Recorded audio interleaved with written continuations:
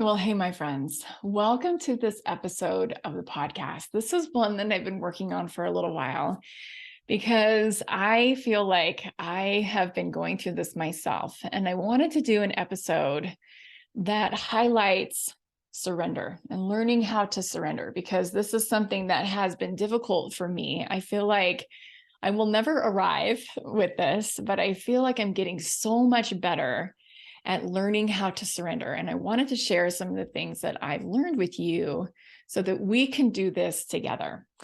I recently did a yoga class. In fact, I've been doing several yoga classes around this topic of surrender, and I've had really great feedback from my students. In fact, I even did a surrender flow in the Saturday morning class that I teach, which is a little bit unusual. If you think about surrendering, you're thinking about it being dark and quiet and nighttime, right? You're not thinking about it being at 9:30 in the morning on a Saturday at the beginning of the weekend, which is when I did this class. But I had 3 of my students in tears after the class, just thanking me for this gift of teaching them how to relax and to surrender a little bit more. And that really struck me because I was feeling like people need this. This is the time of the year that people really need to hear this message. And it really landed well with some of my students. I hope that it lands well with you as well as you're listening to the podcast.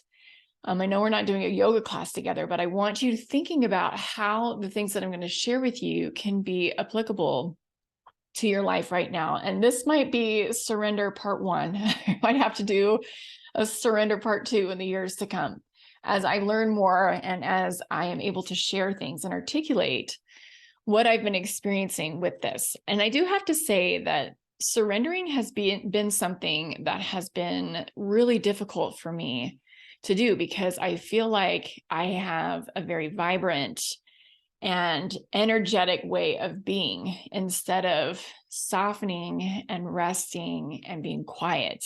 Those kinds of things are very difficult for me to do.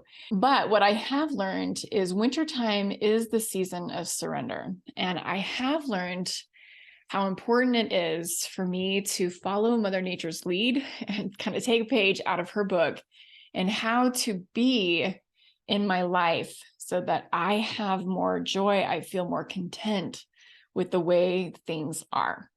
One of the things that I mentioned in that class, and I got a few laughs out of this because I felt like people were really resonating with this, is oftentimes I feel kind of like a bull in a china shop where I'm thrashing around in my life, trying to control everything instead of just softening into what is and allowing things to just be the way that they are and let go of things that I either don't need to control or realize I have no control over. So I might as well let go, because there's no point in trying to control things that we have no control over, right? So the way that I like to think about surrendering is, again, thinking about what nature is doing. I mean, you think about, for example, what trees do in the wintertime, particularly where I live in Colorado, where it is very wintry here. We get snow and it's cold. The trees lose their leaves. Their energy moves within the plant to gain strength. The roots go deeper into the ground, and the plant gets strength from resting. And in the springtime, when things start to warm up, the plant has enough strength to grow their branches and to get stronger and bigger. So that is the idea behind surrendering. It's going within ourselves and to tap into our own inner wisdom and our own intuition and get to know ourselves better. It's thinking about questions like, who am I? And what do I want? What is the purpose of my life? How do I want this new year to be different? And I think that's one of the reasons why New Year's resolutions resonate with so many people, is because this is the idea of, how do I want to grow in the new year? And one of the things that has been important for me to differentiate is this is not to be confused with procrastination. Surrender is not giving into that little voice in my head that says, but I don't want to, or I don't feel like doing that right now.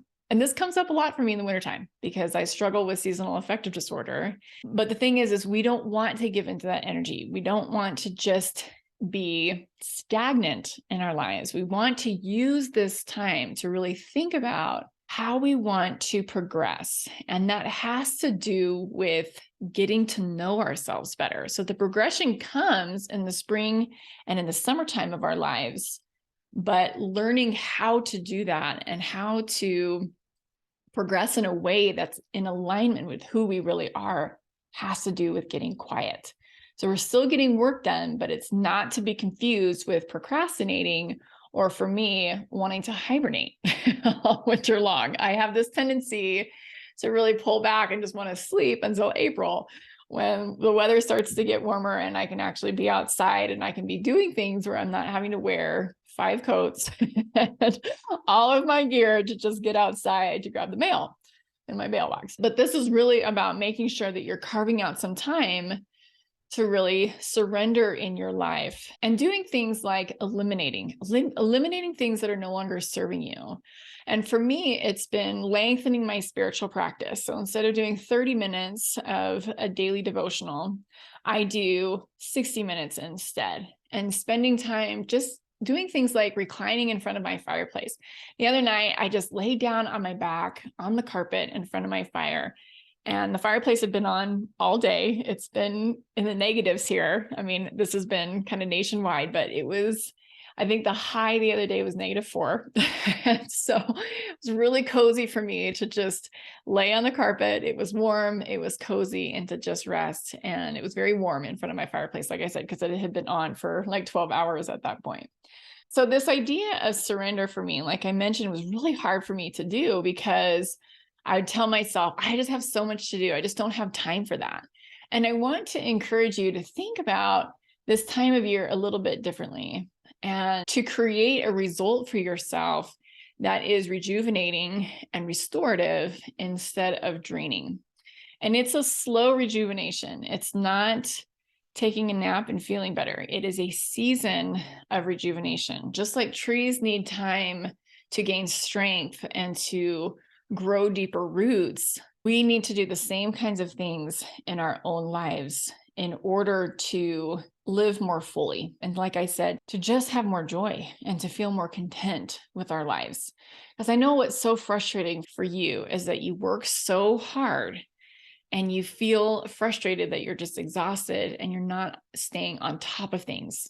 So one of the ways that we feel like we are on top of things is we need to eliminate, and like I said, discover what our priorities are and what we want our lives to look like so that we make choices that are more in alignment with that purpose. So since I teach yoga, I am aware of some of the different ways that we talk about energy. There's lots of different ways that we talk about how we feel and experience our lives through our senses. So this episode might seem a little bit woo, and to be honest, I am fascinated by the woo. And there's a lot that I don't know or understand. But again, I want you thinking about, okay, what's the practical application in this for me? And there's lots of different ways that we talk about it. You probably have heard these words before, like chakras or meridians or doshas, if we're talking about Ayurvedic medicine, or even yin and yang. There's different ways that we talk about our understanding of energy to make sense of the world that we can't see, but we can only feel. And what I think is fascinating is as science expands, we are finding ways to see how some of this ancient wisdom makes sense with the use of modern technology. But I still feel like there's still so much to learn, and there's still so much that's undetected by the scientific community. But this is not a podcast that showcases energy. I understand it and I'm fascinated by it, but I am by no means an expert in any of these things. Like I said, that's not the point of this podcast. This is a podcast that helps you to pay attention to your body and your energy and striking not just a healthy balance, but a supportive balance between doing and resting, or doing and being. And I feel like that is what I am becoming more of an expert in, is my body and my energy. So I've gotten better at understanding where I'm at. I feel like I'm getting better knowing when to scale back and rest and when to get things done. And as women, I feel like it's obvious that our energy cycles on a monthly basis. But I am somebody in the past who has ignored a lot of my natural rhythms, and I've pushed too hard, and I've wound up either grumpy and irritable, kind of on the mild end of things, or I've ended up getting physically injured on the more extreme end of things. But when we are more balanced, we feel more whole, we feel more joy, and we are in tune with our inner wisdom and our intuition. But when I started doing yoga, this is probably not a surprise to any of you. My least favorite pose was Shavasana, which is final resting pose, where you're just lying on the floor after your practice on your back. And this was the most difficult pose for me because, number one, I used to have a really hard time relaxing and I didn't really know how to relax, to be honest. And I would just tell myself, I can't be lying here. I've got too much stuff to do. I'm wasting my time. That was literally what I thought, was I'm just wasting my time relaxing, which now it seems so silly to me to say that out loud, but that's where I was at.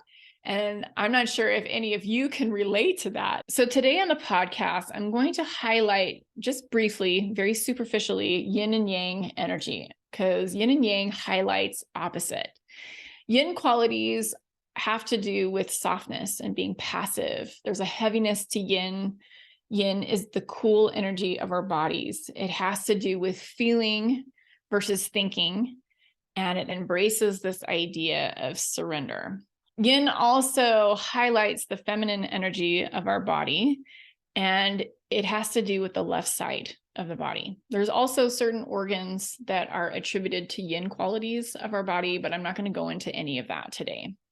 On the opposite side of yin, and I do have to say, before I get into the yang attributes, I just want to say here that each of us have a balance between what is called masculine and feminine energy, regardless of what your gender is, that you have these two opposites.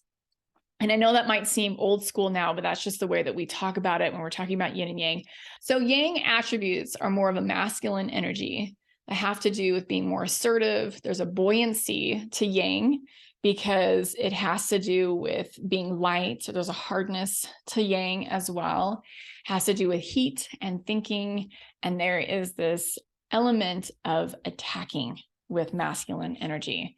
And it's attributed to the right side of our bodies. I am somebody, according to these kind of characteristics of energy, lead out with yang energy for sure. I get stuff done. I push myself. I'm very rigid in the way that I do things. One of the things that I have learned is my body is always giving me feedback. It's the same with everybody's body. Our bodies are always giving us feedback.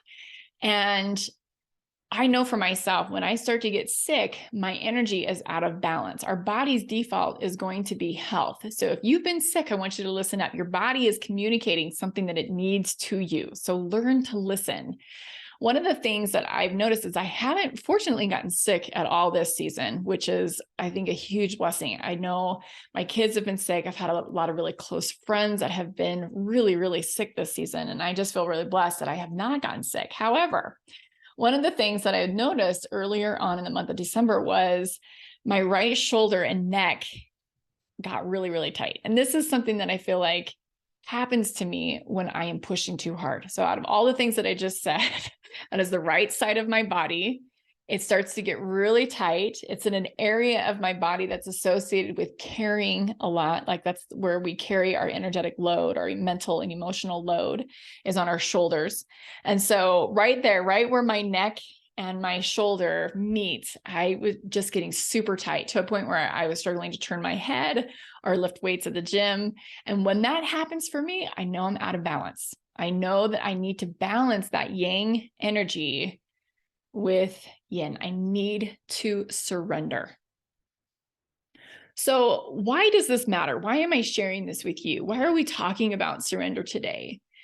Because it's so important for us to find balance. When we are balanced, like I said, we are more content. We find more joy with our lives. We're not thrashing around like a bull in a china shop and trying to resist and trying to change what is.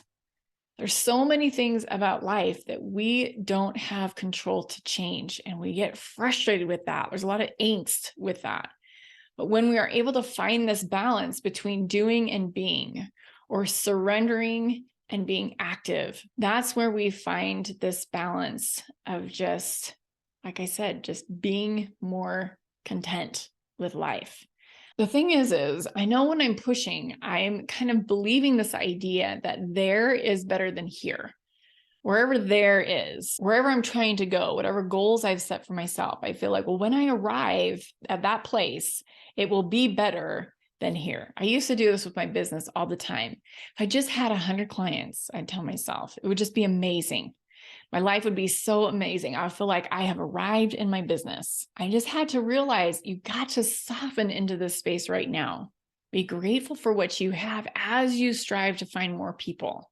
Same with fitness. We do this all the time, right? With weight loss, we think, well, once I lose the weight, then I will be content with my life. But as long as you're thrashing around and you're dissatisfied with what's going on right now, you'll continue to try to buffer and you'll continue to try to numb out of all of that angst that you have right now, which makes it more difficult to even lose the weight in the first place. Instead of just loving yourself the way that you are and loving yourself to change and wanting to grow at the same time, you can hold space for both of those things. You can hold space for the way that things are right now and wanting to progress and grow and change, not only on an individual level, but also in your communities and on a global level as well. This also matters because when we understand and find this balance, we're able to find joy in what we're doing right now, in the ways that we are messy, in the ways that our lives are messy, the ways that we are unorganized and we're not getting it right now. We're able to be happy that we're a work in progress and that we haven't arrived, and that is okay. And also seeing ways that we can improve and love ourselves as we are. This is all about offering ourselves grace. I want to talk about a little bit more these qualities of yin because there's so much wisdom in this and thinking about this and applying it to ways that we can surrender in our lives. So yin, like I said, has this soft quality. It's softening into the lives that we have. It's softening into the people that we are right now. The good, bad, and the ugly, like all of it, just kind of embracing the way that you are in this moment. It's about being passive. And I'm not talking about letting people walk all over you, but when I'm talking about being passive, I'm talking about taking care of yourself, filling your bucket, being gentle with yourself, reading an enjoyable book just for fun because you want to, like picking up a children's book and reading it just for fun. It might not have anything to do with what you're learning or anything to do with what you're doing in your life. I never gave myself permission to do this for many years. And I feel like I really missed out because I was constantly driving to read nonfiction books or keeping up with the books that my kids were reading for our school. Oftentimes when I'm talking to my clients, I'm talking about the difference between taking passive action or taking massive action. Taking massive action definitely has a lot of yang qualities to it. Taking passive action, on the other hand, is just absorbing information. And you can absorb this information through your senses. You can absorb it through your eyes, or you can absorb it through doing things. You can absorb it through your ears by listening to audiobooks. There's so many different ways that we can absorb information. And I used to rebel against being passive. I value producing and getting things done and taking massive action until I get results. And all of that is great. And I like that about myself. But I also realized I need to have this balance. If all I was focusing in on was getting things done, I started to get grumpy and really dissatisfied with my life. And what's hard when we're doing this is we get frustrated with this because we think that the antidote to feeling less grumpy is to getting more done. Like this should make us happy, but it doesn't. It does the opposite of that. We just continue to drive ourselves into the ground and we get really frustrated and grumpy because again, it's kind of this bull in the china shop kind of energy. We're just like thrashing around in our lives, trying to feel better, but nothing that we do helps us to feel better. It's this idea of going within and loving ourselves as we are and letting go of feeling like we have to produce in order to be enough or to feel worthy, ultimately. Okay, yin has this heavy quality to it. So one of the things that I cue my yoga students to do when they're in a really relaxed pose, like Shavasana, for example, is I cue them to get really heavy. I say to them, get really heavy in your body, just relax. In fact, I want you to practice this right now with your exhale. Focus on just letting your body get as heavy as you can with your exhale. You notice how much more relaxed that you feel, how much more you soften when you just allow your body to get really heavy with the exhale. Just take a really big breath in and exhale and just let it just kind of lengthen out. The visualization that I love with this is kind of riding a sled down a sledding hill, like a really nice sledding hill, not one that has a jump on the end, just a nice, easy sledding hill that just kind of coasts you to the end, and you just ride it out and you just continue to go until you just slowly come to a stop. I want you to exhale like that. And as you're exhaling, I just want you to feel your body soften, feel your body start to relax and get heavy. This is the opposite of buoyancy, right? Which has that yang quality to it. It's light. There's lots of energy. It has this airiness to it. Winter has a beautiful yin quality where, like I said, it's quiet, it's introspective, it's heavy.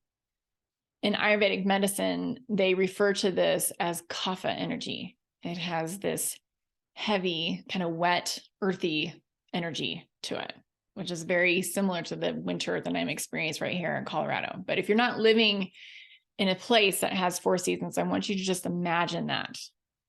I actually have never lived in a place that didn't have 4 seasons. So I don't know if living in an area long-term, if you even get that cycle, that seasonal cycle with energy and where you live. So let me know if you guys live in Arizona or Texas or someplace that doesn't get snow and ice and cold. Let me know. Okay, again, there is this coolness to yin energy as well. I teach a yin yoga class periodically, and that is all about stretching the connective tissue of the body. So I mentioned yin is associated with certain organs or certain areas of our bodies. And one of those areas is the connective tissue of the body. So yin yoga is all about lengthening connective tissue. It's really deep stretching where you hold a pose for 3 to 10 minutes in yin yoga. And so you think about just softening and relaxing. It's not a heat that's going to lengthen that muscle. It's just holding the pose and breathing into that space to allow that softness and that heaviness to lengthen the connective tissue of your body, which is going to help you, of course, to get more range of motion in your joints. Okay, yin is also associated with feeling versus thinking. It has this intuitive quality that comes from our heart center. So instead of being cognitive and thinking all the time, you're going to drop into your body, into your heart space to really think about what you're feeling in your body. And I know you're thinking about it. You're using your mind to feel, but you're staying in your body. You're dropping down into your core and you're thinking, what am I feeling right now? What is the energetic vibration that's there? So often we spend time running away from what is. We want to buffer. We want to resist. We don't want to feel. We do all kinds of things to not feel, right? We drink and we smoke and sometimes we exercise, but we do these things so that we're not feeling in our body. So yin is all about feeling and kind of opening up to our human experience emotionally and learning how to surrender into the emotions that are there and understanding that regardless of whatever it is that we're feeling isn't bad. It's just what is. It's just what's going on. And if we soften into that experience, we can be so much more gentle with ourselves. We don't have to run away from ourselves or from our lives. So surrendering ultimately is just allowing what is. We understand that there isn't better than here. It's this acceptance of the way that things are right now, and knowing that the way that our lives unfold is happening for us. Even the really, really, really hard parts. Life is always providing us learning opportunities to help us to rise above our situations, to help us to understand that we are stronger than we think. I think sometimes we get this idea that our physical experiences can make or break us, and that just isn't true. You think about how many people of the world have risen above terrible and horrible circumstances in their lives. It's because they know and no matter what happens to their physical bodies, they still have the power of their mind to rise above their circumstances, their physical circumstances. There might be things that you really want to change about your life. You might want a divorce. You might want to change jobs. You might want to physically move out of your state or get away from somebody who is abusive. Welcome to being a human being on this planet. This is the way that our lives are. And I'm not saying that you need to stay in these circumstances. You can definitely change. But what is going to help you to find more joy right now is to soften into this experience and understand you are more than what is happening to you. Acceptance balances out this desire to change and creates a softness and grace in the change that we desire to create. This is not something I'm very good at. I want to push, I want to force. I am that bull in the china shop. But if we don't have this balance of surrender, we feel like we're thrashing around. We feel angsty, we feel unsettled, we feel dissatisfied. And we don't have to feel those things. Wintertime is a season of surrender. There's a lot of yin elements that are happening here with the cold and the wet and all of it.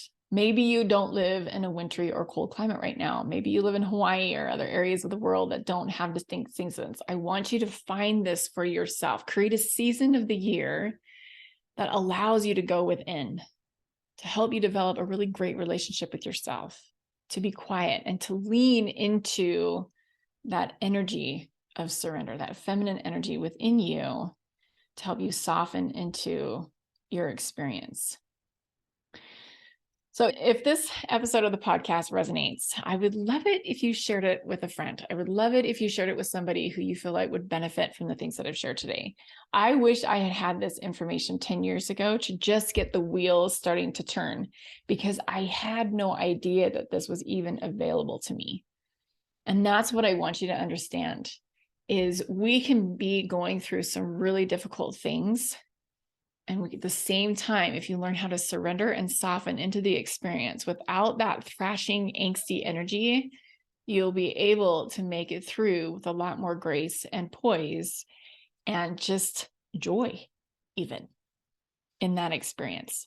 So that is what I have for you today, my friends. I hope this was helpful for you. I hope that you have a beautiful season of surrender. And I would love to learn how you're going to apply this into your lives so that I can learn from you. All right, my friends, have a beautiful rest of your week. We'll talk to you soon. See ya. Bye.